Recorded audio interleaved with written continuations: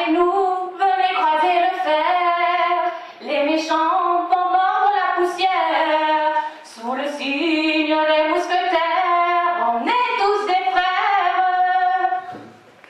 Avez-vous reconnu ce générique de dessin animé? Si vous confirmez, vous faites probablement partie de la génération Club Dorothée, youpi, l'école est finie. Ces deux émissions, c'était nos telenovelas à nous. Elles étaient diffusées sur deux différentes chaînes françaises, TF1 et La5, fin des années 80, début des années 90. Tous les matins, nous avions hâte d'arriver à l'école pour commenter les derniers épisodes avec tous ceux qui avaient une antenne parabolique sur le toit pour capter les chaînes françaises, étant donné que nous vivions en Algérie. Nous chantions avec ferveur le générique et nous luttions pour le droit de regarder la télé, car certains parents n'étaient pas très favorables à cette consommation. Cependant, les dessins animés servaient-ils à quelque chose? Avaient-ils un sens plus profond? Et comment ont-ils influencé notre enfance? Selon mon opinion, ils ont éveillé notre soif de connaissance. Ils nous ont toujours incités à bien agir et ils nous ont fait rêver. La majorité des dessins animés de cette époque étaient de production japonaise. Entre elles, un grand nombre d'adaptations littéraires. La princesse Sarah, les 4 filles du docteur March, sous le signe des mousquetaires. Tandis que l'histoire des 4 filles du docteur March se situait pendant la guerre de sécession des États-Unis, sous le signe des mousquetaires nous faisait revivre l'époque de Louis XIII et d'Anne d'Autriche. Nous craignions la mésentente entre le cardinal de Richelieu et la reine, et nous vivions avec passion et nous la suivions avec passion l'affaire du duc de Buckingham. Plus tard, dans mes cours d'histoire, je visualisais ces personnages pour retenir les leçons. Mais les dessins animés nous faisaient découvrir d'autres mondes également. Nous apprenions par exemple qu'au Japon, on mangeait avec des baguettes, on cuisinait différemment, on retirait systématiquement ses chaussures avant d'entrer à la maison, et nous étions surpris de voir que les salles de bain japonaises ressemblaient à des hammams. Et comment incitaient-ils-nous à agir ces dessins animés?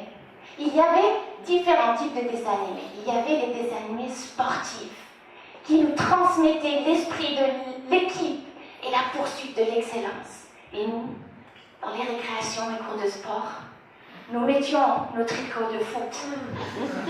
Et nous avions comme héros Olivier Tom, les footballeurs, Jeanne et Serge, les volleyballeurs, et Cynthia en gymnastique rythmique.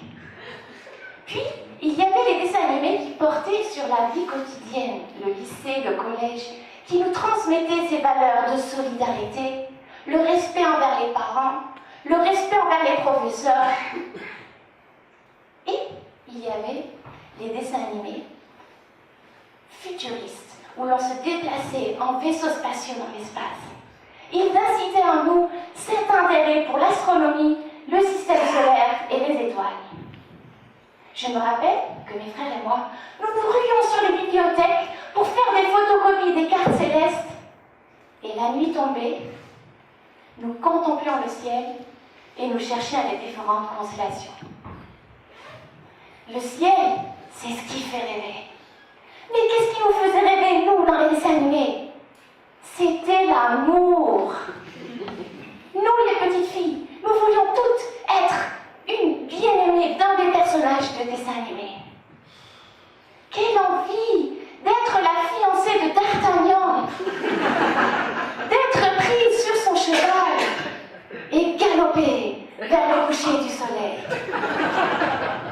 Ou être la copine d'Olivier, le footballeur, être là pendant tous ces matchs, en train de le supporter avec les mots « Vas-y chérie, vas-y !» Ou être la copine secrète de Mathias, le chanteur des Beehives. Il est là sur scène, avec son groupe derrière lui. Toi, tu es dans le public. Il y a un monde fou autour de toi, mais Mathias n'a que des yeux pour toi. Il te lance une fleur et te chante « Baby, tu as toujours le sourire Baby, un sourire qui me fait rêver. Ça, c'était notre rêve. Les dessins animés font sans aucun doute partie de notre enfance. L'enfance, ce sont des années fondamentales dans la construction de la personnalité et la vision du monde. Tout y contribue, même un petit dessin animé. Ces dessins animés ont ouvert nos esprits. Leurs thèmes et problématiques ont trouvé une place dans nos conversations d'enfants. Ils nous ont ouvert les yeux pour d'autres cultures et d'autres traditions. Et ils ont réveillé notre intérêt pour les voyages.